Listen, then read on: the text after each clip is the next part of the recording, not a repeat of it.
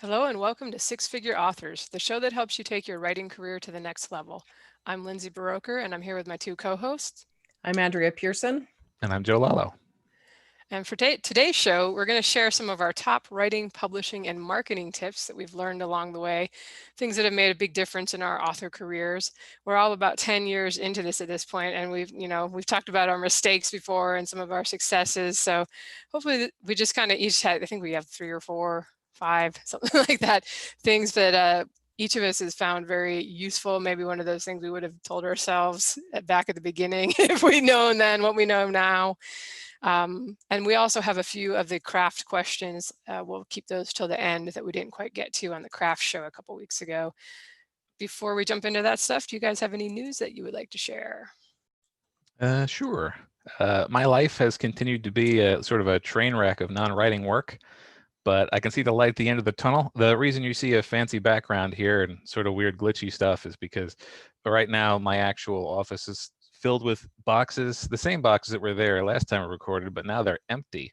I just haven't gotten rid of them. But I also have a lot of artwork I can mess with, so I might as well start messing with it. In terms of actual new news, my patrons got the early copy of Big Sigma 6, which is called Nova Igniter. That comes out a week from tomorrow. Well, as we're recording this, so a week from Tuesday. We'll just say the date. It's coming out the 27th. Because of real life stuff that's been happening and the general psychological funk that it has put me in, I have not been able to do a proper promotional push on this. I just haven't had the possibility to do so. So this is just sort of dropping on the internet with what used to be my standard launch strategy, which is a couple of mentions on social media and 2 or 3 newsletters separated by a week talking about the pre-order, the launch, and did you get it when it launched. So we'll see how that goes. This is the 6th book in my second most popular series. So it had a pretty low success potential as it is. Like, it's going to sell slightly worse than book 5, and book 5 was not a life changer. So I wasn't that worried about not giving this one as much of a push as I normally would, particularly since my normal push has never been stellar. I'm also prepping for NaNoWriMo. This year is going to be my Ready Player One inspired story. It's called Top Level Player. And honestly, I'm not sure if I'm even going to be able to put this one up for sale because it is going to be utterly packed with pop culture stuff. This is just a palate cleanser, as I used to do for every NaNoWriMo. I'm doing that again this time. And then I'm probably going to be doing something brand new for next year, unless I finish my urban fantasy. Either way, this story is just sort of for me and for fun. So that's what I got. And I'm still doing the NaNoWriMo, thestorybundle.com/NaNoWriMo bundle. So go check that out. That's a bunch of business books for authors. And Nolan passed his PMP certification exam thingy-majigger. He got 100% on it, which was kind of exciting because the majority of people fail it the first time they take it. And he's now working towards getting certified as a Scrum Master. And because my writing time right now is so sparse, so I'm focusing so much on giving him all the time that I usually would take so he could study and get these exams taken. I've been working on courses. I think you listeners probably know. And so they are easier to fit around my kids' schedules. I kind of want to know what our listeners are interested in learning. So I'm probably going to post a poll on Facebook when this goes live. And I mean, I could do courses on like time management or dictating or Zapier, the automation program that I use, or anything else like King Sumo, just something like that. So if there's anything you guys want me to do a tutorial on, go ahead and post on that poll on Facebook and let me know your thoughts. Cough there. I've also been obsessing a whole ton over pre-made book covers. I can't believe how amazing and professional they've gotten since we started doing all this author stuff. There's just some really awesome, amazing options out there now. But if you're not already a member, check out the book cover design marketplace on Facebook. You post what you're looking for along with a budget and designer's pitch to you. You can also do what I do, which is stock the pre-mades that designers post every day. And there are some very professional designers there posting really amazing stuff. I actually bought one for only $148, and that included the PSD files and permission to do whatever I needed with it. So like ads, banners, audio, print, etc. She sent it to me with the art complete, and then with the text as a different file, so I can resize and move the text around and all of that. And it is an absolutely gorgeous book cover. And I'm super excited about that because $148, my goodness, how often do we spend that little on a really good book cover? I mean, not very often. Anyway, so the link will be in the description. I mean, in the show notes, if Lindsay wants to put it in the show notes. I did put it in our notes. So that's pretty much it for me this week. Courses that listeners are interested in. How to make $1 million this year from ebooks. Start working on it. That's a great idea. I think I will. I'm going to probably delegate it off to somebody who's closer than me at making $1 million. Let's see. Lindsay. Yeah, just write 80 novels. It's no problem. All right, so news for me. I'm actually still kind of trying to figure out the internet thing out of my rural place. I am, if you see the YouTube video, I'm in a shipping container house currently with wood paneling. It looks like I moved up to a cabin in Alaska or something. But it is a different internet. The satellite dish is up in the tree. I inherited all this with the property. So it's actually not, doesn't have the time delay that the other one does. So I may see if I can get that satellite in the tree moved to a tree closer to my house, and maybe that would be a solution. It's right now it's not perfect, but hopefully it'll be better until I'll get something, you guys. This is country living, you know. Couple of news things actually from the publishing world that I thought you guys might be interested in. David Gaughran just posted a video about a change with BookBub ads. They've added a recency cap of 3 days, so it won't show your ad to the same user more than once every 3 days. David thinks this will improve CTR because your ad will be shown to more fresh people. You won't get like somebody opening the email every day, seeing it 3 days in a row. It'll at least be a gap. And he had some more thoughts on that, depending on whether you're doing a slow drip kind of campaign or burning through your ads quickly. So I'll go ahead and post the link to the video in the show notes. This is going to be episode 60, I think. It's about 15 minutes. You can just throw it on in the background when you're washing the dishes or whatever you do. And another little tidbit of news, Google Play emailed me. I think they email all the podcasters now. I'm like, hey, we got news, please share it. But you can now earn 70% of the list price on ebooks sold to customers in 60 plus countries. No pricing requirement. So like if it's under $2.99, you still get the 70%, or above $9.99. And of course, no exclusivity required. And I'll put the link in that. It's apparently now much easier to create a new account. You just go to g.co. I'll definitely put the link in it since I can't read it. g.co/play/publish. You guys got that right? All right, link in the show notes and you can create an account there. As far as my personal news, I am finally getting back to a normal schedule. I got my new Death Before Dragons book edited last week and sent it off to my beta readers, and I've got the first 20,000 words going in the next one. I'm making this another trilogy. I wrote the first 6, and kind of 6 was a stopping point, but it was selling pretty well and the readers wanted more, so I decided to do another three of them. And then I'm finishing up this fall, hopefully get all those done. These are fairly short compared to my sci-fi. So hopefully that'll be doable. And then I will get started on this, the new series for 2021, the epic fantasy I've mentioned a few times. It's always the new project always seems more shiny and enticing. So it's been really hard to just focus on finishing up the sci-fi and the urban fantasy and not letting myself start the new thing until those are done. So that is what's been going on here. And I guess if that's it for news, I will jump into the first tips/advice we've learned along the way. You guys made me go first. I see how it is. Nobody filled it in the space on top of me. All right, so my first tip, and I actually, in this case, I had to do this myself because I didn't have any money, so there was no other choice, but it's just to keep your expenses bare bones until you've made it. Until you're making a lot more than it costs to, get your book edited and the cover art. The first book I did, I spent about $200 on the edit, which was awful.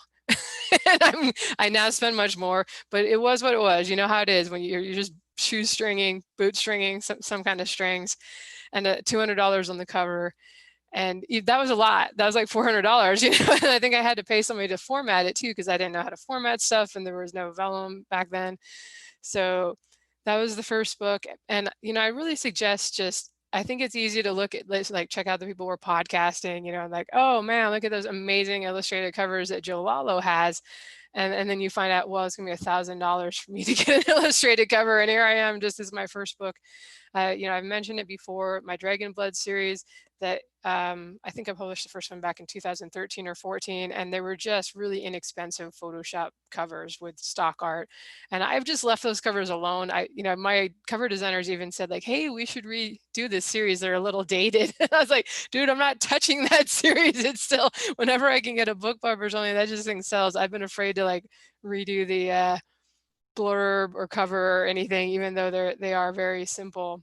So you don't necessarily, you know, of course, and it's an advantage if you can have a really professional cover. But as Andrea was saying just a minute ago, you can find these pre-mades for under $200. And sometimes they're just perfect for your story. If you go poking around enough, you can find something. So that's my tip. Don't feel like you have to spend a ton to publish your first series. Wait until you're kind of proven the concept and got some readers, and you know a certain number of people are going to buy your books each time you put a new one out, before just, you know, having that big sunk cost and you're digging yourself out of the hole. Plus, you're going to want to spend money on advertising in this day and age. So, do you have any? Yeah, go ahead if you guys have any thoughts on that before we move on to Joe. Yeah, actually, I don't know. In the beginning, the advice is still the same. I mean, in the beginning, you take the money that you earn from the business and put it back into the business, and don't bite off more than you can chew. And things grow really slowly in the beginning, and so it's just very important to just be really, really patient about the financial side of things, because like $30 does not always become $60 the next month. It could become 35 the next month. So just be patient and keep plugging along. Yeah, and we spoke a lot in the past about like delegating and getting personal assistance and stuff for the stuff that's not main money makers. Early on, you're not doing that. Early on, you're learning how to do that all yourself. And I I have said in the past, like if I was going to write a nonfiction book, it would probably be the absolute cheapest way to make an ebook because that's the way I did it for the first few years. So yeah, absolutely, there's huge value in figuring out how to do things on a budget, and you can do good work on a budget. Frankly, if you stay on a budget, then you can devote a lot more money to advertising, but you got to learn how to invest intelligently. So as for my first tip, if you're let's assume you've been you've been in it for a while and you're established enough to have a vocal fan base. Tread carefully once this happens, because you should be mindful of what your audience thinks of your stuff, but take their immediate requests and even their enthusiasm with a grain of salt. Folks are certainly being genuine. I don't doubt that everything that my fans have said to me they've meant, but it's easy to get carried away catering to the fan base and giving them precisely what they want, forgetting that the people who are talking to you are a very small subset, ideally, of your overall market. You can and should make your super fans happy, but making sweeping financial decisions based upon requests or encouragement from your super fans can really cause problems. Try to keep a wider view and resist the urge to shift direction of your series based on the feedback from your super fans. Again, you want these people to be happy, but they became fans of you from what you already wrote. It's a good idea, if they like it, to give them more of what they like, but if they tell you that they want you to change it, you know, you're the writer, and you sort of have to, they have to trust you to give them something that they like. Once you start changing your overall, like if you've written an entire arc, sort of outlined it ahead of time, and then people sort of try to get you to change it, things can fall apart. I've never done it, but I've considered it, and I've seen how the pieces would unravel. So just generally speaking, your audience is great and you should make them happy, but the part of the audience that you actually hear from, don't let the inmates run the asylum. I've done it in the past, and I've made stuff I was happy with that I absolutely would not be able to still be an author if I was depending upon that. So just in general, have a realistic view of your audience. Yeah, that was a problem I ran into. Like I had a lot of readers that were like, you need to do a backup, series on, do a whole series on this character, on that, and do this and that. And I'm like, I cater to them, and and it didn't end up going super well. But then another thing was, my flagship series is 10 books long. A couple of those books probably weren't necessary. I just kept doing the series because my readers wanted it, and that's not always the best thing. Yeah, I'll just say that I've always been kind of careful with this. Like, I'm not one to survey people and be like, "What would you like to see next?" Because I know what I'll get, and I know that that won't be the most profitable thing to do, or even necessarily something I'm excited about. Usually, when people email and say like, "Oh yeah," when they have babies, and then they go, do this. Like, everybody always wants babies when the characters finally hook up. Romance, like there has to be babies. I don't know. I'm like, I'm just writing epic fantasy that happens to have a romance. But yeah, I agree with what Joe said. It's usually, kind of a small segment of your audience that's emailing you and making requests. And I usually say, well, that sounds like a good thing for you to write a fan fiction about. Because what you should look at is kind of the sales numbers, and then just relying on your own experience after a while. That is one perk of having written a number of series, is now I have a better idea looking back on which ones did well and which ones didn't do as well. So I can let that be my guide. But every now and then you can do like a bonus scene or something. I do those and post them on the web, and those are always hits, and there's no pressure then. So that can be a way to maybe make them happy without saying, "Oh, I'll just write a new trilogy with what you want." Go ahead, Andrew. I think Andrea is next. Yeah. Yeah. So my thing, this is the very first thing just popped in my head just because I'm struggling with it right now. Cause I don't know, with everything going on with Nolan's career change and all of that, I'm just needing to learn to be flexible, and not just, I mean, just in everything. And this is kind of like one of those, you're going to be struggling with this for your whole life, Andrea. You might as well get used to it now. When something that has worked well in the past stops working, we need to be willing to stop doing it. So basically, don't cling to ideas and advice day in and day out, because things change, and people who were right in the past aren't always right. But on the flip side, just because everyone says it's true don't necessarily believe it. So, for example, permafree doesn't work anymore. So Joe was talking about, your loudest readers are very vocal and they're going to mislead you. The same thing is kind of true when it comes to authors. There are some authors that are super negative, and everybody hears that negativity. And so what they're saying is not always the case. But it's going to be, your mileage may vary things. So permafree might not work for some people anymore, but it might work for you still really well. And then other examples. So like focusing on big launches to be successful, you need to, you always focus on a big launch, and you aren't successful unless you do. Or having a small launch and focusing on making money later. That one applies to me. It's what I usually do. So just don't be nervous or shy to mix things up. If what you do is not working for you else anymore, or what you usually do the same thing, just change things around, be flexible, roll with the punches, as they say. Life things come up, just don't stress so much. This is a career, yes, but it needs to fit around, number one, what works for you and what works for your readers, and then just real life stuff. I definitely agree. It can be particularly painful to be flexible in this way when the thing that's not working is something that you like doing. I mentioned, I was talking earlier, and also before the podcast, about how I was shooting for a sci-fi serial at one point. I like writing serials. I very much enjoy having something out that I can get feedback on rapidly. And I've written 2 full novels like that, and they've just not been particularly successful. Again, I've really enjoyed them, and they've got their vocal fan base, but they're not money makers. So I had to just quietly sunset the idea of doing serials, and it was just necessary, and it's been a very sound decision. Right. I think it's important to realize that what works does kind of change over time. It's easy to get stuck in this rut of like, well, perma-free book one worked great for me in 2012 and it still works kind of okay. So I'll just keep doing that. But, we've talked about how things get more competitive, how there's more stuff out there, and then just how things kind of evolve and things happen and other things come to start to work better.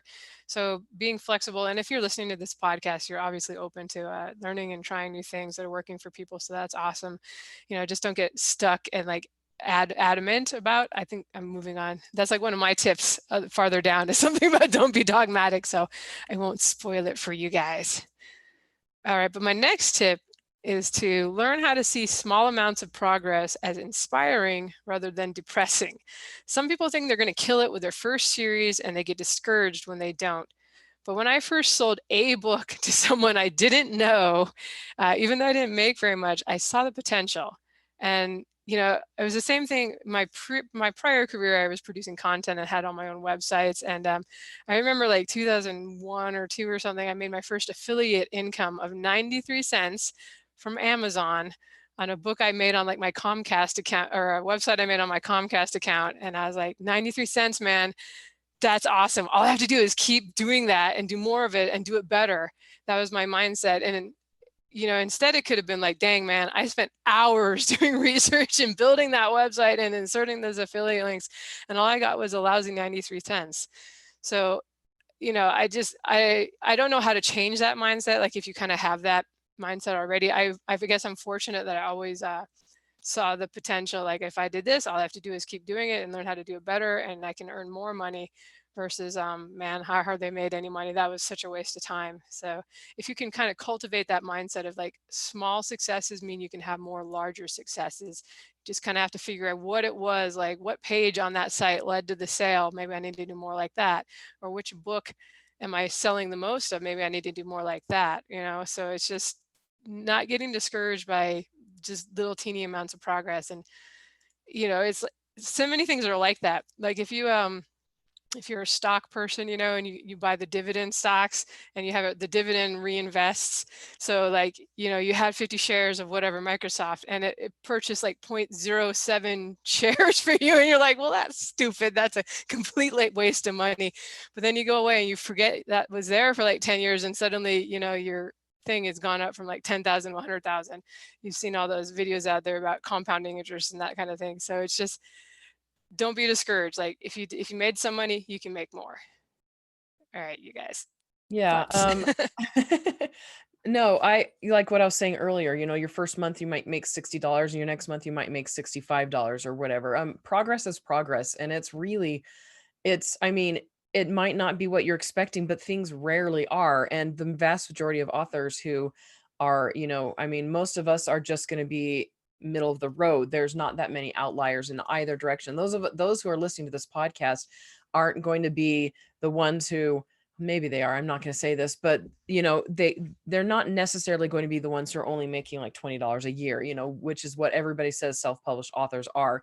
But they're also probably not going to be the ones making millions a year. But so I'm just saying, like, yeah, just keep track of those little successes. And if you're feeling discouraged, then look at something that, I don't know, Joe, you've got like a list or a folder of things that make you happy, right? I Yeah. do. I have a proof of awesome folder. Exactly. So look at that if you're feeling discouraged, and then just recognize that success comes in tiny little waves. Yeah, what I used to do, and I still do this, is I used to put my earnings in basically I would relate them to actual physical things in my life. So early on in my career, when writing was not my day job, one smash word sale of one of my books earned me like $1.25, which was how much a soda cost at that time. And I would get an email and I'd be like, "Ooh, I'm gonna go buy a soda." And then as it rolled forward, I was like, "Oh wow, I'm able to pay my cell phone bill with my books." And then it was, "Oh, I'm able to pay all of my bills with my books." And then it was, "Oh, I can put the down payment on a house." And even today, as I've gone back down past the down payment on a house phase, but I still look at it, I'm like, "Oh, well, Google Play, that's going to cover health insurance, and this is going to cover that, and that's going to cover this." I just, even when the numbers are small, if the numbers are big enough, lots of small hoses fills the bucket faster. So yeah, it's definitely a thing to keep in mind, especially when you're keeping close track of what those actual hoses are giving you. So my next tip here would be get into the habit of making notes for yourself. I always have a pad. Ooh, it goes away in my picture. I always have a pad with me. I have one in my back pocket. I have one on my desk, and there's also all the various note-taking apps. In every single point in my life, I've got some way to take notes. When I take a walk and I've got an idea, the pad's in my back pocket. If I'm listening to a podcast and I hear something that interests me or something I want to do, jot a note down. Little notes like those give me small tasks to fill in empty spots in my day. Like if I'm procrastinating, or if I know I don't have enough time between now and when I'm going to have to take a break to do something bigger, I'll take a look at my list of notes. Oh, well, let me look up that that promo site, or let me go check out that program. It gives you a way to just sort of get little nugget-sized pieces of productivity out of your day. And this is absolutely key when it comes to note taking. If you're writing and you have a thought, that will take you away from writing, make a note and keep writing. That I picked up early on in my process, and when I can do that, like, religiously, when I'm very dedicated to just noting it and going back and fixing it later, I'll get twice as many words written in a day. When I can, like, research sessions separate from writing sessions, just because you took a time to make a couple of notes. Also, this goes for prep too. Like, when you're doing your initial outlining, you make notes about stuff you're going to have to check back on. Just basically having a good, well-indexed list of things to do is just going to streamline your life. And going on that note, if you're writing a book and you have an idea pop into your head that's like, this is so good, write the idea down and get back to the book you're currently writing on. I promise you, if that idea, I think Joe, maybe it was you who said this, if that idea is still exciting once you finish the book, then pursue it. Otherwise, don't just pursue something just because it's really exciting and your brain doesn't want to work on the tough thing, which is the current project. I do both of those things too. I know an idea is a keeper if I'm still excited about it in like 3 months. And same with Joe. When I'm writing my first draft, I just be like, check this in brackets, or, name in brackets if I don't remember the name of the character, so that I don't waste the time that, like, this is my time for writing the first draft, for trying to get as many words down as I can and getting it all down on paper as quickly as I can. And then when I edit is when I can go back and look for those names and check the character sheets and look for the things that I should have put in a character sheet but didn't. And so I have to go back and look at the previous novels. So definitely agree on the notes thing. So my next tip is kind of going hand in hand with my tip I gave earlier. Don't panic that you'll miss out on opportunities. This is something that I'm still learning and still trying to, figure out. But things come, and and this goes along with marketing and everything. There's, people say this is so fantastic. It worked really, really great. Don't jump on everything that comes by. So you need to evaluate your time, your energy levels, your finances, your resources. Make sure that it's something that you really want to do, something you have time to do, and that you can see through to the end to see if it's actually going to work for you. So, like, ask yourself, can you really afford to do, this awesome opportunity and this amazing chance? The same goes for marketing, like I said. So pick one thing that you've heard works and stick it to it until you figure it out. And then again, like I said earlier, be flexible. Don't forget that like, I mean, I don't know, if you figure out that something that's not working, then be flexible enough to change it. But there's a line to walk between sticking things out until you see fruits and recognizing when something will never work for you. And that's something that you're gonna have to probably just figure out for yourself. I don't know. That's the best advice in the world. You're gonna have to figure it out for yourself, yo. I know that early on, I would always say yes to anyone who wanted to do a collaborative project, and I got some really good short stuff out of it, and I've been able to repurpose it. But if I was not able to repurpose it into anthologies and stuff, a lot of those a lot of those projects would have not been worth the effort. So I've learned since then to really monitor, and unless it's something that utilizes what I've already done, or if it's something that I really see the possibility of, no matter how exciting it is for me, I don't always say yes. So yeah, you definitely have to. Other opportunities will come along, and if it's not a good fit, then don't jump on it. I think this falls into that FOMO, or fear of missing out category, where I've often had this feeling where, like, a new category comes out on Amazon, like, ooh, military fantasy is now a category on Amazon. And look, it is not very competitive. I could just write a series that falls into that and take advantage of that before it gets super competitive. And there's a whole bunch of books in there.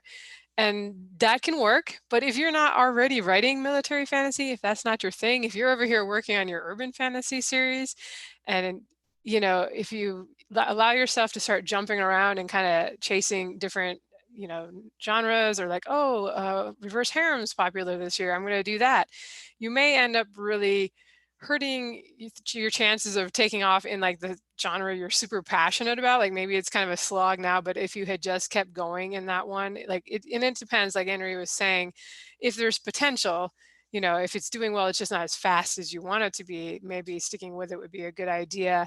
There's nothing wrong with trying new things. Like, if you are a fast writer, maybe you can try a book in the new thing. But I've kind of done that some in the past, and I usually regret, because it's kind of veering away from like my favorite genres that I probably should be focused on. So, my whole experiment with the pen name was a bit under that. I don't really regret that. They were fun, but at the same time, now that I'm not working on them, they hardly sell at all because I'm not really marketing them. So it's just much easier to be focused now on my own brand, kind of sticking with the epic, high fantasy, occasionally some urban fantasy, some space opera. I probably already have too many that you should do, but I guess I would just, there's nothing wrong with trying something new, but maybe make yourself finish your current series at least, and then only do a small commitment to the new thing. Like try a book instead of being like, oh, I'm going to write 5 and rapid release them and kick some butt in this new genre. See first before committing half the year or the whole year, however long it takes you to write those things. All right, moving on to my next tip. It's whether it's writing or marketing, I would try to double down on what you're good at, as long as it moves the dial, and also what you like doing or you dislike less than you dislike other things. Which, if it's marketing and that's not your thing, that may be how it is.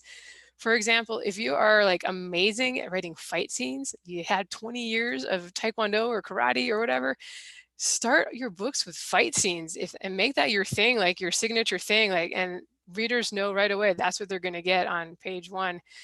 Maybe your thing, like me, is dialogue, and dialogue is what you think you're best at, doing those relationships between the characters. Put the dialogue on page 1. At least get these things in your sample pages. And it's not that you shouldn't take time to try to become competent at other things, like the world building. For me, is something like, I got to be better at world building, or I have to slow down and do a little more description. Like it's good to get that core competency in all of the craft stuff. But there's going to be something you kind of know in your heart, and people have probably told you, like, you are amazing at this. You're choreographing these battles. It's so realistic. I love reading that stuff. So don't make yourself wait till page 170 to write your first fight scene if that's something you're good at and you love, because it may become that thing you become known for as an author. And also it will attract the right kind of audience right off the bat in the sample pages. For me as a reader, I hate fight scenes. I skim the heck out of that crap. And I always say, when I write them, I kind of keep them short because it's not something that excites me. But there are readers out there that love, like R.A. Salvatore in the fantasy realm. He writes long pages of sword fighting, and I'm going to say guys, not that girls can't like sword fights too, but the guys that love it really love that and really love him for that. Same thing with marketing, right? Maybe you really love podcasting and YouTubing and building a network with authors because you're like a killer extrovert. You're one of those people. Or maybe you hate all that stuff, but you love tinkering with ads and spreadsheets and really seeing what works. You don't have to do everything to succeed at marketing. And you probably will have more success by focusing on the couple things that you are both fairly good at and that's enjoyable to you. Or like I said, you dislike it less than the other things that you dislike. All right. Do you guys have any thoughts on that? Yeah, I mean, I don't think it can be said enough that, people are always like, you need to be doing Facebook ads. You need to be doing Amazon ads. You need to be doing BookBub ads. That's not true. You need to be doing, like Lindsay said, what you're good at and what you have the time for and what you have the energy for. And if you're really good at Facebook ads or something or whatever, and you can make them turn, then continue focusing on that. Don't stress so much about going and tackling BookBub. And so focus on your strengths. Don't stress so much about your weaknesses. I'm not saying you should ignore weaknesses, but if you're really good at writing action scenes and you're not very good at writing dialogue, I don't know, there's a mix. You do want to get better at writing dialogue. It obviously needs to be natural feeling and all of that. But if you're really good at writing action scenes, your action scenes, like Lindsay said, are going to be what pulls readers in, not the dialogue or vice, whatever she was saying, dialogue versus action, whatever. But so just focus on what makes you a good writer, what readers like about you, and then get better at the things that you're weak on, but don't focus so much on that. Don't stress, basically is what I'm saying. Don't ruin your life over trying to make yourself into something that you aren't.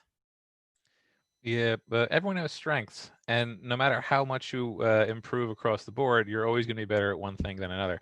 And this is a piece of advice that I am generally very bad at following, because I will realize about 2/3 of the way through a book that I have once again played away from my strengths. Like Lindsay, I like to write dialogue. I'll frequently pair off characters, and each of my plot threads will have 2 characters. But occasionally I'll put together, and by occasionally I mean about 1 in 3 of my books will have giant long sections where a character is isolated from the rest, and I'm like, I can't put any dialogue in any of this. Why did I do that? Sometimes there, if it's sci-fi, I get to throw an extra AI in. I'm like, all right, well, there's another AI. He's talking to his ship. It's fine. But yeah, it's something to be aware of even before you start writing. When you look forward to what you are writing, make sure that you're playing to your strengths. All right, so my next tip here, my last tip here is consider keeping a file of abandoned or displaced ideas. I originally I wrote this as never throw anything away, but that's not precisely how I should phrase it. Just try not to throw anything away that you found interesting or exciting, even if it doesn't serve a specific purpose in the story you're working on.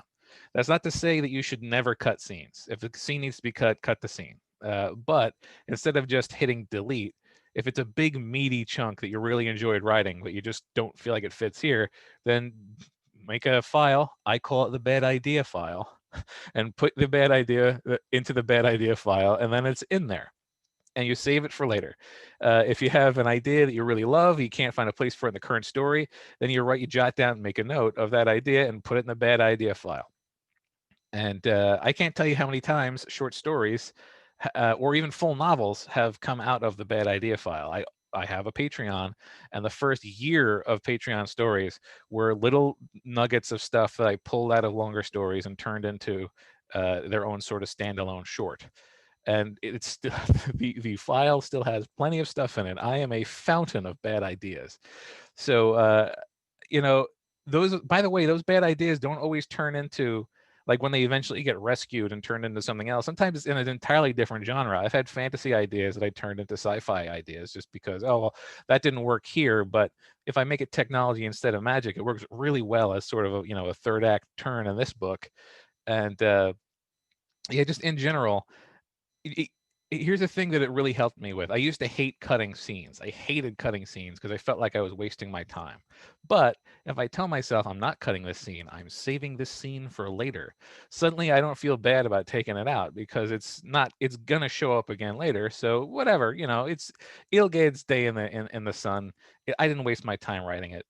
And also, by the way, cut scenes and alternate scenes are really good for like newsletter extras. So even if you don't intend to develop it into its own thing, just sort of a behind the scenes bonus, they'll be great for. So yeah, use the entire buffalo is a phrase that my brother would say.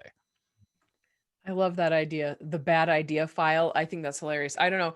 Like I have a kind of bad idea file. It's called miscellaneous story ideas in folder. And there's one story in there that I wrote before I met Nolan. And it was, oh geez, the angst. Oh my gosh, it could rival Twilight in angst. And it was about, I don't know, it was just really, it was pathetic. That's one that's never going to see the light of day. But I love the idea of having a bad idea folder. I especially like that because when you write these scenes, there's emotions tied into those scenes, even if you realize it's not going to work for the over goal of that book. But so cutting it out and putting it into another place where you could potentially use it in the future, that's a really great idea because then the emotions, you're not like killing yourself emotionally, you're saving it for, as you said, fodder for future stories. I actually do this. I don't do it very much anymore. I used to cut a lot more earlier on in my writing career before I started outlining and just I got a little smoother. But I definitely do this where I'm like, this chunk of dialogue, it's lovely, it's funny, it has nothing to do with the plot, and they've just been standing here bantering for too long. I think I should cut it. So I cut it and I put it down in the little cut scenes special thing. And it makes me, like Joe said, it makes me feel better about cutting it. In my case, I don't think I ever go back and use those, but I could. And that's okay. That's what makes it okay to cut it. Otherwise, the temptation is like, oh, but no, it'll never see the light of day. It was it was a ha ha. People will enjoy it. But usually when you cut stuff, your gut told you to cut it. There was a reason.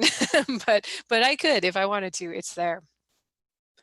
All right, I actually have one more that I didn't put in the notes. I probably wrote it on my phone because, like Joe, I'm always taking notes. I use my phone instead of a notepad, but because I always have it with me, like everybody in the world these days. So I've got, I don't know how many different notes on my phone, but I'm always putting things in there.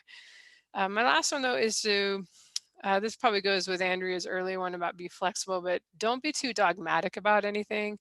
Be open-minded and be willing to put your assumptions aside. Because I did this a lot at the beginning. I thought because I didn't like mailing lists and I never signed up for them, other people wouldn't either. That was completely wrong, And I've seen it a lot with authors. My work is worth at least $7.99. I'm not bargain basement pricing my ebook. My work is worth $9.99. I'm as good as any trad published author. And I realized early on that your income was about sales times price, like units sold times the price. So if the price is $7.99, but the unit sold is really low, okay, maybe that's not going to be a great thing. Maybe at 99 cents or $2.99 and the unit sold is way higher. The total is what I look at. So I didn't have a problem with that particular one, but like I did with newsletters, and I'm still to this day, I'm like, I don't do social media. Who is going to click on these ads? Like I don't think I've ever clicked on a Facebook ad. I don't even click on ones I would like now for other authors because I don't want to cost them money. I'm just like, I'll go check out the book on Amazon.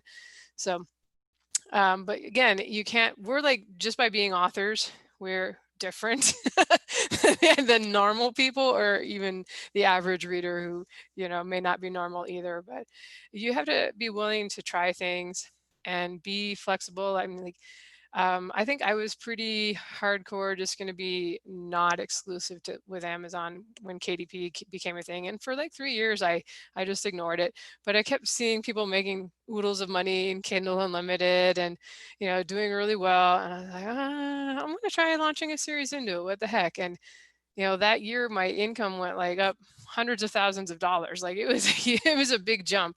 And not to say you can't be successful wide, plenty of people are, but I saw that and I'm like, okay, well, I'm going to start launching things into Kindle Unlimited, get what I can there, and then I'll make them wide. And you don't have to do that by any means, but if you can be open-minded, like I see people that are hardcore wide, that's it. That's their philosophy. And then I see other people like, hey, I'm hardcore exclusive with Amazon because I'm making a lot of money. So that's my philosophy.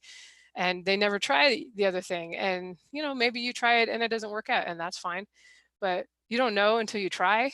So, and that's just one example. Like there's so many things where I see authors take a really hard stance and you have to be careful not to be on the sinking ship. So it's not a bad idea to dabble on both sides, whatever it is. I'm not just saying like KU and wide, but again, like $9.99, $7.99 pricing versus trying, maybe I'll try the lower price or a free book one to see if I can get people to buy the other books in the series.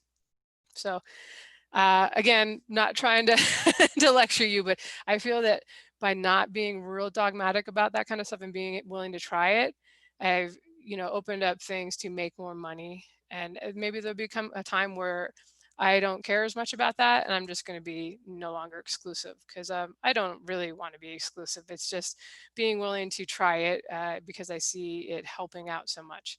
So that's my thoughts on that. Do you have any?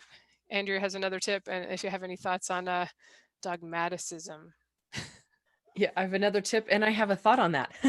So, like you were saying in the very beginning, you didn't want to do things because it didn't appeal to you as an author or as a person.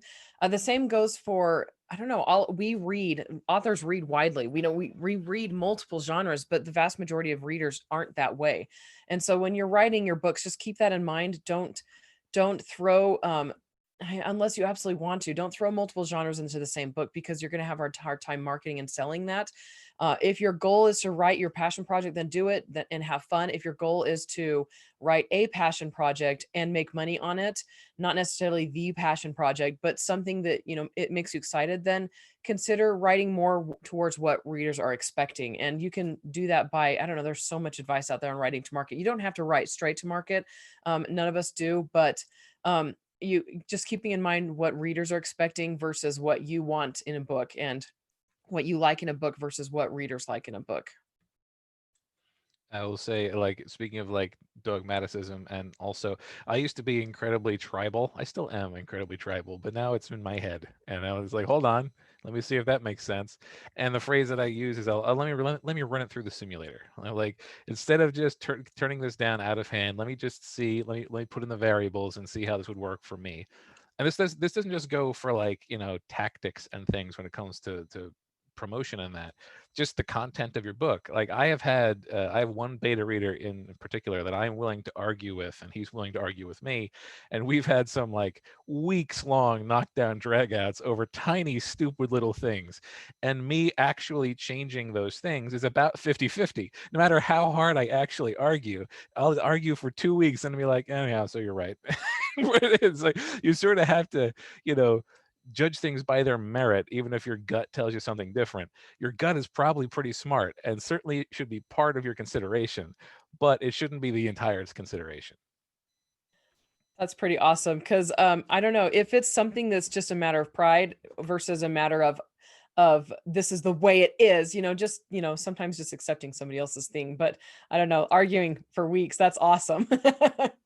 Okay, so my last tip is don't hesitate to cut things out that you A, don't enjoy, or B, don't bring you profit. You can do things that don't bring you profit if you enjoy them, and you can do things that don't bring you that you don't enjoy that do bring you profit. But you don't need to hand. I mean, you don't need to be doing everything, and you don't need to hand things off to an assistant. You can actually completely cut it out of your business model. So if you don't like Facebook, then why use Facebook? If it just you dread it, and if you just getting on it just kills you every single time, don't do it. Same with Twitter, same with honestly a newsletter list. Even though I'm always saying you should have a newsletter list, if you don't absolutely like doing it and there's no reason for you to do it, which I don't know, there's kind of lots of reasons to do a newsletter. But I don't know, like your news, you don't even have to have an assistant doing things for you. The most important things for an author is to write, always write. And you can hire, cover designers and editors and things like that. But beyond that, I mean, if you're writing and releasing and publishing, and I mean, there's just a lot of things on our author plates that aren't always absolutely necessary. I will comment that I think you should have a newsletter no matter what. But like, I think in our old show we interviewed Tammy Lebrec, who wrote Newsletter Ninja. Maybe we'll get her back on this show too. And I know Andrea is a big proponent, some kind of opponent at email every week. And whereas I'm like, nah, I'm not going to do that. I'm just going to email when I have a new release. So like maybe you have one and you just kind of minimal on it because you hate it and that's not your thing, but you see the value. So that would be one advice. I would always still have a newsletter and a website where they can sign up for it. That's super important. But definitely agree that there's so many things that I see people hiring VAs for, and I'm like, do you need to do that? Like your Facebook launch party, is that gonna I mean, maybe, I don't know, maybe you enjoy it or you like hanging out there as long as somebody else organizes it. But I think that is a good thing to ask yourself. Like, I'm not saying don't have a VA, but before you jump into that, because some people do it pretty early, which is again not a bad idea if you're super overwhelmed. Like if you're a stay-at-home mom with like 18 kids and trying to do it all. Now Andrea doesn't have quite that many, but maybe you need to then. But just make a list. Like, do I need to do these things? Are they moving the dial? Because we talked about a couple of weeks ago the Pareto principle and figuring out which 20% of the things you're doing is bringing in like 80% of the income, because it might break down that way. All right, Joe, did you have any thoughts on that? We're going to switch to some listener craft questions first, or you go first. Yeah, I'll say like figuring out what you can cut out is a really almost kind of a fun thing to do. It's amazing, especially if you're self-published. It's amazing how few things are absolutely essential. Like you need a book, you need a cover. Like there's a handful of things that are absolutely essential, and almost everything else is optional. And some of the stuff is highly recommended, but if it's really hard for you, you can usually cobble together other stuff to replace it. And if you do well enough with the stuff that you prefer, this ties back in with double down on your strengths. Like if someone says that something is mandatory, but you're terrible at it, but you're really good at one of the things that's sort of, a counterpart to it or an alternative, then you can replace it. So yeah, it's definitely sort of fun. And by the way, it goes for craft too. This is something I started messing with a lot with my short stuff, is if there's a part of a story that I don't like, you can do a short story that gets rid of that. Like you can do a short story where there is no introduction whatsoever and you just get thrown straight into it. And if it works for a short story, it might work for a novel. So you can experiment with taking out the parts of even the book that you don't like. So yeah, there's definitely value in like finding the unnecessary or the low value things and experimenting and removing them. All right. And on that note, we will move to the three craft questions that we didn't answer last time. All right. This first one is from Stephen. Two questions. Number one, how important is the very first sentence of a new book? I'm someone who can rewrite the opening countless times as the beginning obviously sets the tone, and I feel like it can become obsessive to create an iconic opening. Call me Ishmael. Number two, what kind of writing style do you prefer? Sometimes it seems that many indie writers become obsessed with adjectives and write sentences like the cold wind on the gloomy mountains touched her pale skin while she walked the long stony path in her white boots, while writers like Stephen King stick to simple but elegant sentences. This happened in 1932 when the state penitentiary was still at Cold Mountain. All right, I don't know. I should have asked the first one and we should have answered it and then asked the second one, but go ahead, guys. I'll just one to it. So for the first one, a good first line is important, but it's not as important as having all of the rest of the lines that follow it. So I would try not to stress too much about it if it gets in the way of moving on. As long as the first line is just good enough to get someone to read the second line, then that's the minimum. Like that's where you got to get. So if your first line's not stellar, but it's interesting enough that they'll finish the paragraph, good enough, move on. Good enough, move on is like a writing philosophy that will get you places. And as for the writing style, I like a chunky approach where like the depth matches the current pace of the novel. So a slow build that lingers on prosy descriptions is good, or a climactic battle scene that's got very careful, short, intense word choices. Simplicity is fine. An excessively ornate prose can be exhausting, so I try not to go too much on the prose for too long. But I like to throw at least some garnish in there. If not in the actual narration, then I'll usually have at least one character who's particularly loquacious. Uh, Otherwise, it just sort of feels like you're reading a court transcript, which could be good for if you're doing a legal thriller, but otherwise might not work so well for, say, an epic fantasy. And my answer for the first one is I think I talked about this in the craft episode, but I think the most important thing you can do is create a little bit of a mystery to draw people in. Because if you're really doing a lot of interesting things with that first sentence, you run the risk of it becoming kind of gimmicky and not feeling natural, and readers gonna like, what? I can't tell you how many times I picked up samples and the character died in the first sentence. I'm just like, oh, okay. And then you get through the whole sample chapters and it hasn't been explained. It's like, all right, I'm just not reading this. This is bull. So, to each your own, but I think I used the example last time, the door was open. Like you're human nature, like, well, why was the door open? I have to keep going and finding out. Just it can be simple and just creating a little bit of a question mark that we want to answer. As for the style thing, to each his own. As a reader, I prefer prose that doesn't draw attention to itself and get in the way of the story, because then I'm stopping looking at the words and you kind of start to lose the image of the story that you're forming in your mind. That's how I feel. But I honestly tend towards a longer sentence myself, and I like throwing in some adverbs and vocabulary words, despite all the advice out there that says to write at a sixth grade level or whatever. I think you should do what makes you happy, and part of it is just kind of finding your own style. I know when I was first starting, my style would kind of become whatever I just read. Like, I was like, oh, I remember Glenn Cook, for some reason. I remember the Black Company books, their fantasy military as it happens. And I swear, no sentence is longer than like 10 words. So for a while there, I was doing these really short, choppy sentences. And I was at a writing workshop, and they're like, what happened? Why are your sentences so short and choppy? And even as a reader, I felt his sentences were short and choppy, but I got into the story and you kind of stop seeing that stuff as long as the story is good. As a reader, you stop even noticing it. You just get used to the author's style, and hopefully that'll be the case with your work too. The story is good and it's going to draw people in, and after a while, you completely get used to the style. Go ahead, Andrea. Yeah, I don't know. Okay, so the first question was, let's see, how important is the very first sentence of a new book? So, I don't know. It's possibly the most important sentence, but it doesn't have to be. So some books, and it also depends on your readers, honestly. Some books hook on the first sentence, and some take longer than that, even up to a chapter. Keep in mind, though, the longer you delay your hook, the more chance you have of losing readers. I don't know, like the first sentence is important, but it's not necessarily and always the most important. Possibly it is, but not always. Kevin J. Anderson usually gives an example that says, "The last camel died at noon," and I have no idea what book that's from, but it paints a picture immediately of what's going on. So, they're in the desert because there's camels, right? And it died, so that means crap. What are they going to do, right?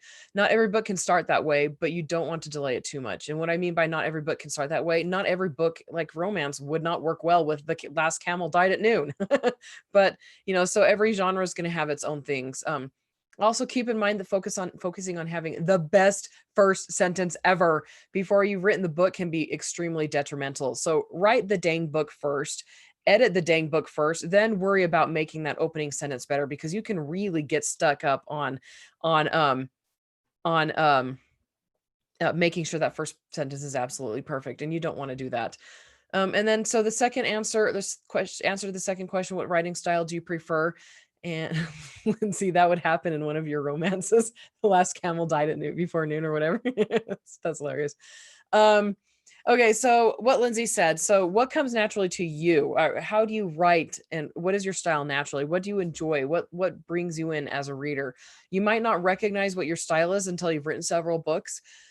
So when I first started writing, I thought I was writing the same as pretty much everyone out there. But I had multiple people tell me that my style was crisp and straightforward and professional.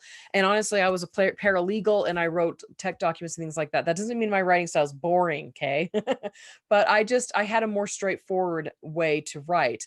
And that really worried me until I learned that my readers were attracted to that. They wanted that crispness. They wanted that straightforwardness. And I also found that it was like my personality. What you see is what you get. I don't beat around the bush. I don't put a lot of flourishes and wonderful things into what I'm saying or whatever. I'm not really hard to read. I don't usually have a problem telling people what's on my mind.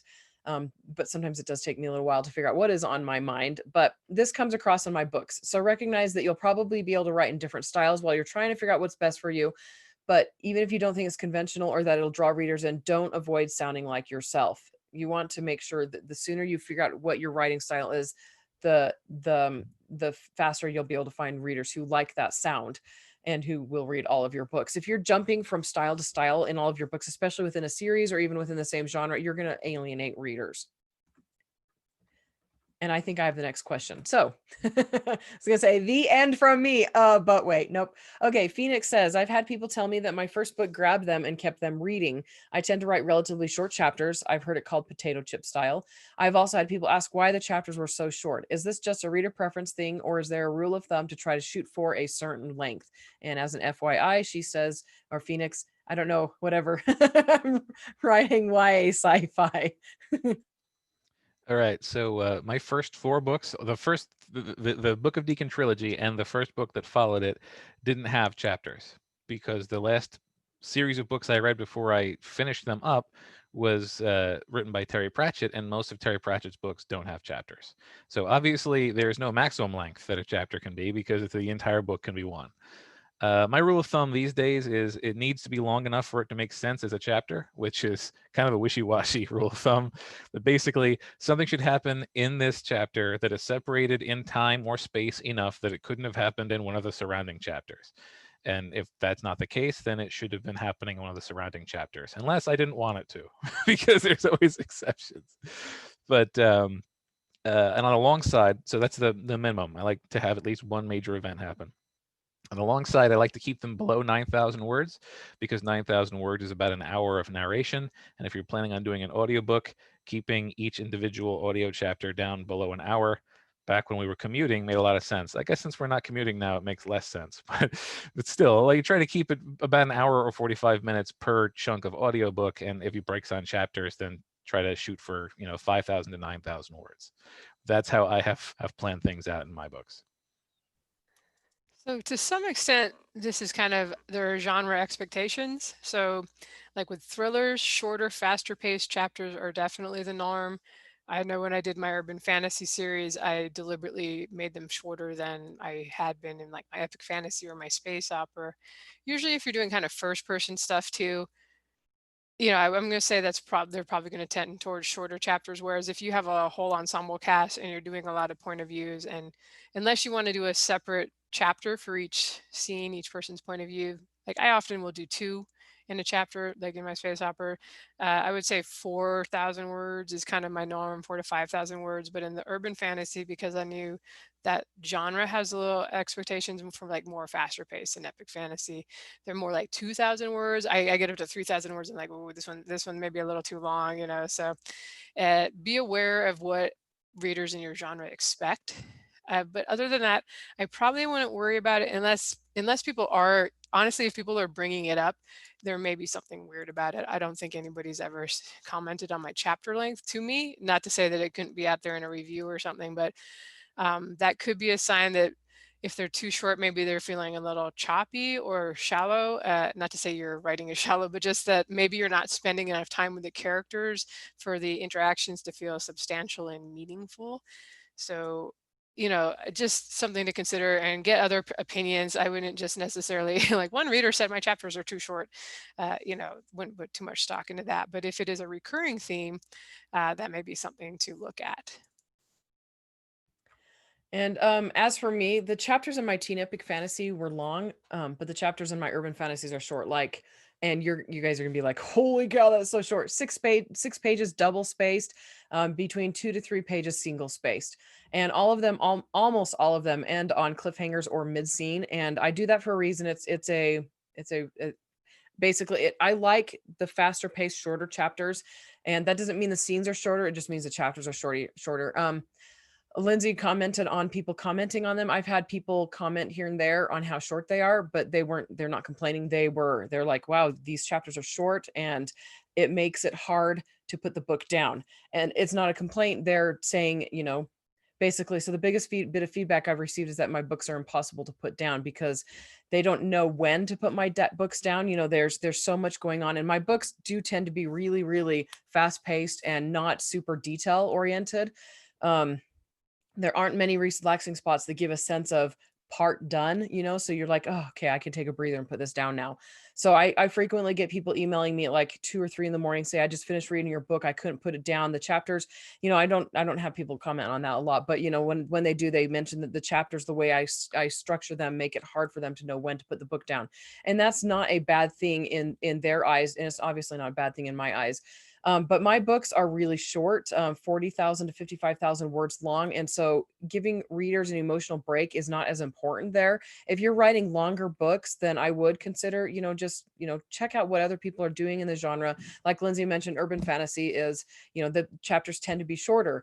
So, so you want to make sure you give readers that emotional break whenever they need it. Not whenever they need it, right? But it's good with longer books, but if you are writing shorter books, they don't need as frequent of breaks like that as in a longer book. And so honestly, just see what your genre is doing and see what people are doing in that genre, and then just kind of go with what your writing style fits. And then if you do it the way I do it, I did a short chapters as a marketing thing. Like, I want people reading through my books as quickly as possible. And so and you can do it on purpose for that reason too. And there I stumbled way much over that answer.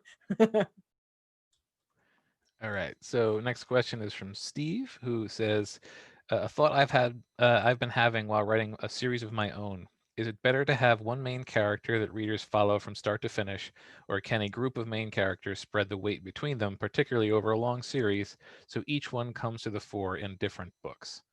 And I've done it both ways, and they both work. But generally speaking, I like to have at least two groups of characters in my stories, just so that I can, like, there's a lot of utility in having two threads in a story, because you can cut back and forth between them so that time and travel can happen in the one that you're not focused on. It allows you to continually keep things fresh by having a place to go. And in general, just when someone's about to have something that they need to do that takes time, that isn't interesting, then you can just cut to the other group and look at what they're doing, and what do you know, they're doing something interesting. How useful. So I definitely like two groups, but I have absolutely written very long stories that followed one person and had one point of view, so they both work. I've also done both ways. I think you're with first person or with a third person, the 6-to-1 POV character for the story or even the series, you may be less likely to lose people at any point. I find that the read through is really solid on the series I've done where it is just one. But I also, like Joe, I like to do my space opera and epic fantasies are usually multiple characters that are each, heroes in their own right, trying to accomplish their own things. And I do think that with more POVs, though, you kind of run the risk of readers not being as into some of them and maybe skimming to get back to the characters they care about, or just putting the book down if there's just too many. Epic fantasy can be really guilty of this. It's just like, oh my gosh, there's like 2 characters that I really like, and then there's 8 other POV characters, and you just find yourself skimming because they're all flat. They're all not that interesting. So I think if you want to do this ensemble cast, one of your strengths really needs to be good at characters. You need a leading man in each POV, like they can drive the story on their own and they're interesting and they have personality and they have agency in the scene and the story.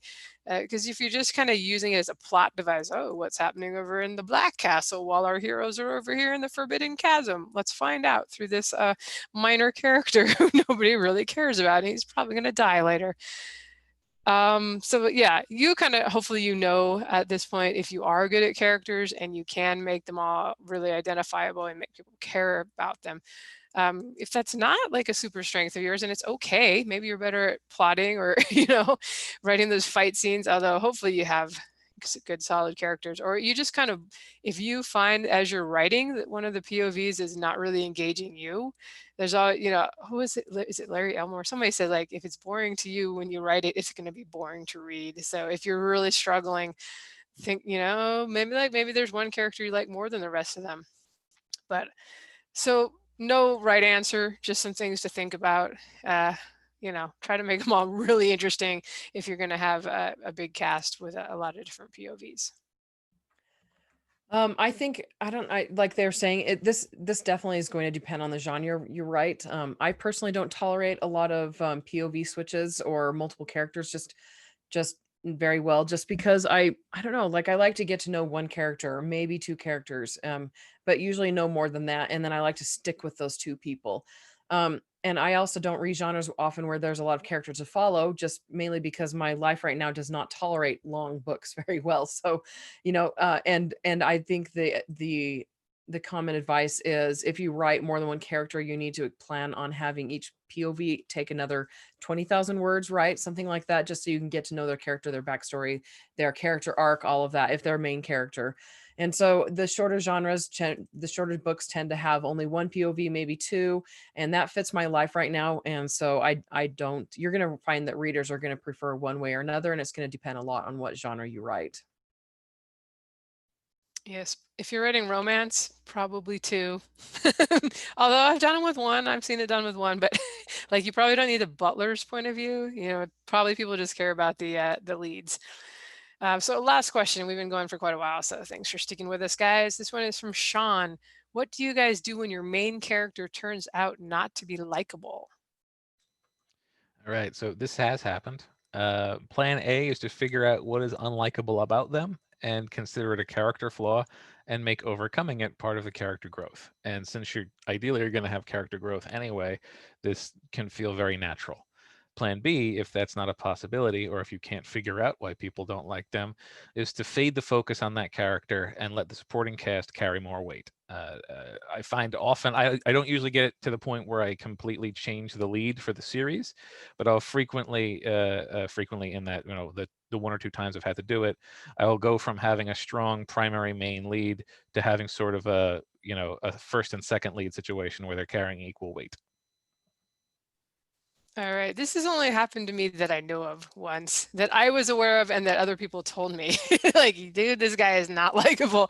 And it was my first series, The Emperor's Edge. It was when I was workshopping like the first version of a novel that was never published. I had the cold, aloof assassin as kind of he was the enigmatic, he wasn't really the main character, but he drove the action. So you could argue that he was the main character, leading this band of guys doing assassinly mercenary stuff. And when critiquer was like, I really do not like this character. He is a jerk. He's an ass. He's this cold-hearted bastard. I was like, yeah, but that's how he is, because I'd always known the character and I didn't want to change him. That was his personality. And so I kind of scrapped that book for a while, but I still liked all the characters and I wanted to use them. And I kind of realized, I don't know, as a woman or girl growing up reading all this epic fantasy and stuff, it was all really male dominated, like really a lot of male characters, and you'd have like the token love interest. And I realized I was writing my first series like that. I had these 5 guys. I was like, maybe I should do a female character. And at first I just had her along as part of the band. And I was like, you know what if she had to be in charge of these guys? And she had to be in charge of this cold-hearted jerk of an assassin who actually became like, once I made Amaranth, the female character, the lead, it got a lot more interesting. And then this guy was still the main character. He actually became the love interest, and readers not adored him. I don't think you can adore this character, but they loved him. They loved the mysterious, dark assassin. What's his past? So as a love interest or supporting character, he became a lot more interesting, because I had the likable everyday woman. You know, she was just a law enforcer that got caught up in this situation that starts the series. So maybe that you can, like Joe said, repurpose the character, or maybe he doesn't have to be the lead. Maybe he would be, or she, your female character could be unlikable too. Maybe in another position they would be more interesting. So just depends where you are. You know, if you've written 6 books at this point, obviously it might be hard to change, but be creative. You know, I would, and if you're determined that he'd be the lead, maybe you just need to give him some vulnerabilities, or her. I keep assuming it's a guy. It's unlikable. It must be a guy. Not true. I often hate female leads, especially romance, but that's another story. But yeah, so vulnerabilities can make us really identify with people. Just a few kind of interesting, fun quirks can make them a little more likable or relatable. So those are some smaller things that could possibly make him more interesting, or her. All right, that's it for me. Go ahead, Andrea. That's funny because the time this happened to me, it was a girl.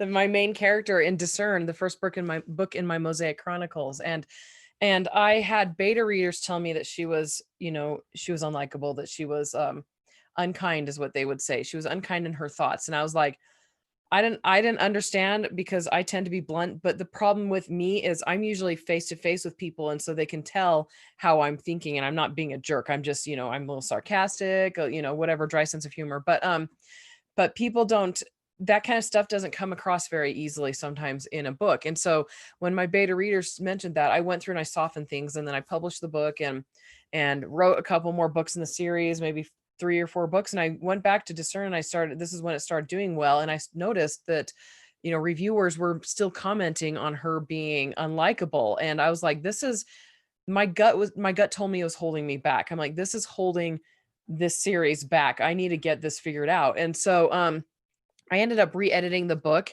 with a completely, and since it had been enough time, I was able to read. I was like, oh my gosh, they're right. She's kind of a brat. And so I ended up re-editing it, softening her again. And since the book hadn't been made into audio yet, and it was in print, but it didn't matter, I typeset my own books. I made changes on that, and the series, it really took off after that, and it's made me a whole lot of money, and making those changes on that first book ended up being pretty key, and definitely something I did not regret. It's really hard to know though if that's going to be the case for your book. Like, is it not your book as in, Sean's book, but just in general, is your character unlikable, and would an edit of that book, would it service you? Would it make the book better? Would it make the book sell more? Or could you, do what Joe did and pull back from that character, or what Lindsay did, and, replot completely, like if the book hasn't actually been finished all the way yet. But as indie authors, books aren't permanent unless you want them to be, unless you've put a whole lot of money into them. But even still, you're not going to a publisher and saying, hey, can we make changes? And then having them saying, no, you're in charge. You can decide if the changes are going to be worth making. It's funny how characters, you may not realize how your own character is coming across. So that is a good place where beta readers can be helpful. I've actually had the experience a number of times where online, with the internet, where all you have is text to get people's what they're saying. I'm like, God, that person is such a jerk. I really hate that person. Why are they always so mean? And then you like meet them in person at a convention or something, and you're just chilling, and you're like, oh, they're really cool. And you kind of, once you know them and know their personality, you kind of read the sarcasm in there, but it's really hard sometimes to get sarcasm or the right emotion with just a snippet of dialogue. So yeah, if you're in the person's POV, you can add some of their thoughts, right? So that, to kind of explain why they're saying that, or just, raise an eyebrow, ha ha ha. So, something to, because sometimes when you're blunt, that can come across as really harsh and unappealing. But if you then go like, if you then have the character go like, oh, I could see that her face fell when I said that. Maybe I shouldn't have said that. Then you're like sympathizing, like, oh, I get it. This character always says the wrong thing. I do that too sometimes. So sometimes just adding some internal thoughts. All right, Andrew's got kids knocking on the door. My dogs are probably wondering why I disappeared into the backyard an hour and a half ago and where I went. So I think we're going to close up the show. Andrea, did you want to mention how long is your story bundle last till? Is that still going? You said? Yeah, it's still going until I think the end of November. And so there's still some time. There's still a little bit of time, guys. You got to do it before it's over. Seriously though, go grab it. There's Dean Wesley Smith has a $150 course available in it. You can get it for $20. And then a whole ton of books along with that. All right, cool. I will put the link in the show notes. And then Joe, Big Sigma, book one is free, right? People can go check that out if they want. That's right. Big Sigma one, which is called Bypass Gemini, free everywhere. Awesome. Well, thank you everyone for listening for the whole hour and hour and 15 minutes, whatever we're up to. Again, this is episode 60. If you wanted to, get the links that we mentioned in the show, you can find us at sixfigureauthors.com with the number 6. And thank you for listening. And thank you to Joshua Pearson for producing the show. Bye. See ya. So long, everybody.